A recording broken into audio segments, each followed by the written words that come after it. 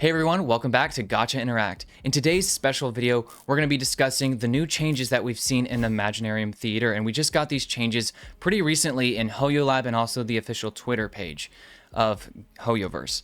So jumping right into things, when we look at this, we're looking at this on HoYoLab here. Vixen's got it pulled up behind us, and one of the first things we see is that this is going to start September 1st, so this is right around the corner, starting with the next season, which is, I believe, it's season 3 now.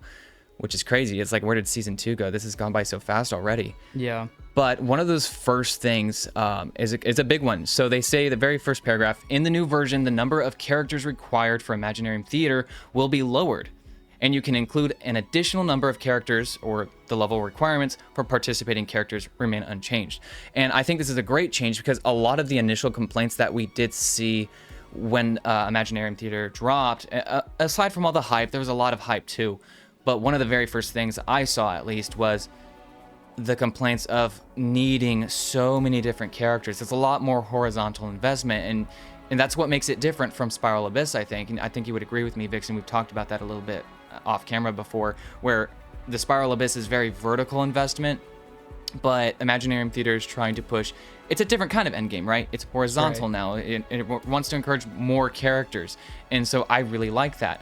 But also at the same time, that poses a pretty big problem for not just a lot of players, but specifically newer players, maybe even free to play with the limited resources and what have you. So it's a little bit more difficult for people like that. So with this change where we see using less characters, needing just a bit fewer, can be a nice little thing where you don't have to build as many characters. Also getting to use even more characters from support or your supporting cast, whatever those characters are.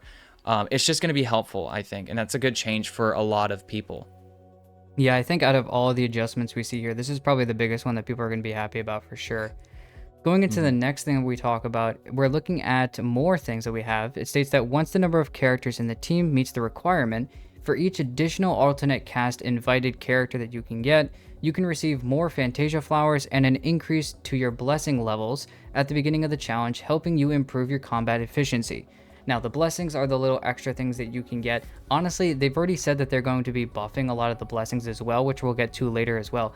Honestly, I've never even really used a lot of the blessings or the little buffs, boons, or whatever you want to call them in, at least from my time of doing the past 2 seasons of the Imaginarium Theater. So it's very interesting to see kind of that where now they're changing a lot more of the blessings, the buffs, or the boons to actually be helpful. I feel like that's going to help a lot in general. Never mind putting more characters in those additional alternate cast members. It's now going to help you even more out. It's going to be giving you more Fantasia Flowers as well as buffing you even more for those already buffed kind of blessings that we're already kind of getting a buff to anyways.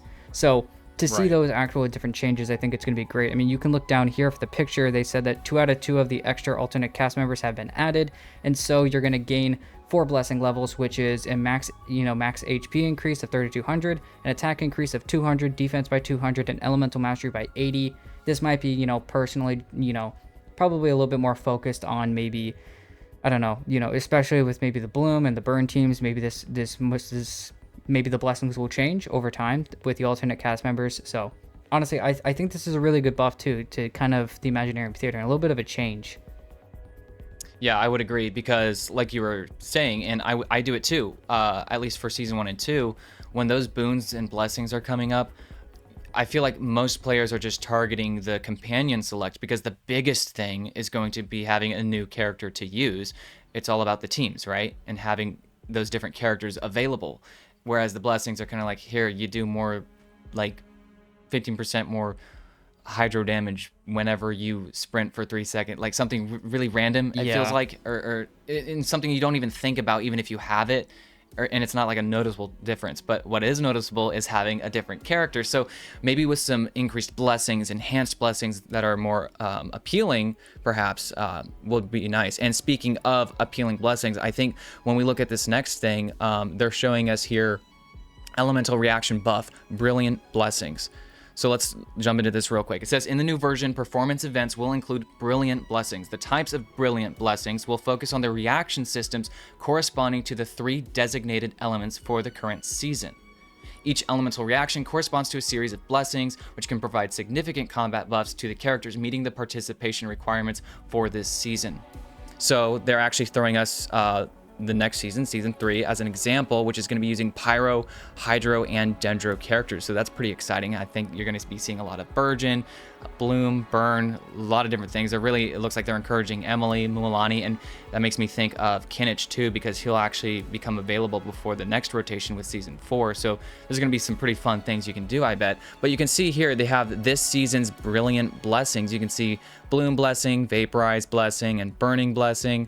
So I imagine it's going to be something where it's giving like a significant buff to maybe those reaction damages, which that's going to feel nice. It's going to, you know, when you get that blessing, you're going to really feel the difference probably. So it'll kind of be more of a choice where you're kind of sitting there like, do I want to grab this character? Or do I want to grab this blessing early? Or maybe take the chance that it'll pop up later, you know, something like that. So I'm kind of excited to see how this plays out, especially when we look at the next thing. Yeah, I totally agree because, you know, as we even just keep going down even further, guys, I mean, we're seeing during the challenge, by continuously selecting the Brilliant Blessing events, you can gain more powerful buff effects corresponding to the elemental reactions.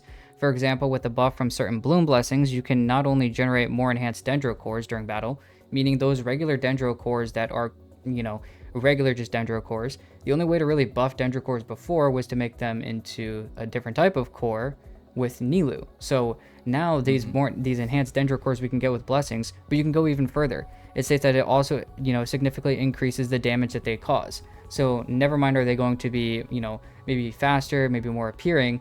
Now you can basically make your own Nilou without having Nilou. So, you know, all these blessings I think might actually allow people to play kits without actually having the characters and using other characters to do so. And I think that's just really cool, especially with a lot of, once again, less of the characters that you have to get into the end game to get a lot of the Primogem count. You know, I think that honestly a lot of these changes are very, very nice to kind of see, and definitely to help out a lot of players that are maybe a little bit more like you were talking about at the beginning, kind of that horizontal investment, you know, building a lot of characters rather than building a few very vertically and very high with high constellations and weapons. Right. I definitely love it. That's the one thing I love about the Imaginarium Theater. Once again, the horizontal investment, being able to actually say throw Kave in here and really just wreck house, and it's actually like just really fun because you're getting that Bloom Blessing, let's say, and you know that's something you can do here, and it actually works for even the higher levels per chance. Whereas in the Abyss, it really comes down to the other teammates. It's not really Kave doing, you know, pulling the weight. It's usually like Kuki Hyper Bloom, like if we're being honest. So seeing that here though, like that's really exciting, and especially for me, because if you know me, I like playing a lot of different characters. But moving on, they say additionally when upgrading Brilliant Blessings, you can choose from different branches. You can select based on your current party setup, which not only provides more suitable combat buffs for the active party, but also adds more fun to the preparation process. So you see here like Bloom Origin, Bloom Budding Overgrowth, Basic Cultivar, yada yada yada. I imagine that's just different ways they're buffing their reaction, where maybe one's giving the Bloom cores more damage, maybe one is giving you extra application of an element or less Dendro resistant on the enemy. So there's different ways it's going to be helping out based on what you pick there. So that's pretty cool. We also see here the blessing level. It can provide additional attribute buffs for the team, further assisting in successfully completing the challenge. So you can see here they have like different levels. I'm seeing here blessing level 13. During performance challenges, character's max HP increases by 10,400, attack by 650, defense 650, elemental mastery 260. Obtain brilliant blessings or bring in additional characters to increase the blessing level. That seems really interesting because that's a lot of increase to those stats. Yeah, I totally agree, because especially with, you know, it talked about, you know, either getting more blessings to put on the blessings you already have, or just grabbing in other characters. Once again, as we saw at the beginning of the video, increasing or multiplying basically ×2 the level of your blessings. So very, very interesting, very fun. It's going to make, even if you're not using the Burgeon, the Bloom, the Vaporized teams specifically, getting just the flat stat increases as well as elemental mastery, no matter what, is usually pretty helpful as well. Attack increase is always great for certain characters that, you know, maybe you're not doing a Bloom team, but the attack could be a great help as well as the elemental mastery. Or maybe the HP is a great buff because you're just using Neuvillette or something like that, or Farina. So to even get, you know, outside of these things, these blessing levels can actually be helpful for more than just the characters that are, you know, kind of getting pushed to play for you to play during this Imaginarium Theater. So it allows a little bit more fun play, I think, in my personal opinion. So yeah, so the two ways that it says ways to increase your blessing level, increasing the level of Brilliant Blessing will raise the blessing level. Levels of different types of Brilliant Blessing can be stacked on top of each other, which is very nice. Each additional character included can increase the blessing level by 2 levels. So if you bring a new character onto the field, if you grab them, then it's going to buff your blessings by 2. So, increase that level. So extremely nice. But getting beyond blessings, let's go ahead and look at the new Visionary mode, which the hardcore people, that have your characters, they may be, more horizontally more invested. But those characters, even though they are spread out, they are built pretty well. And I know Rift especially has some pretty good characters built out very, very far. So this is probably something that he'll be excited about. The Visionary mode is another step, basically, to...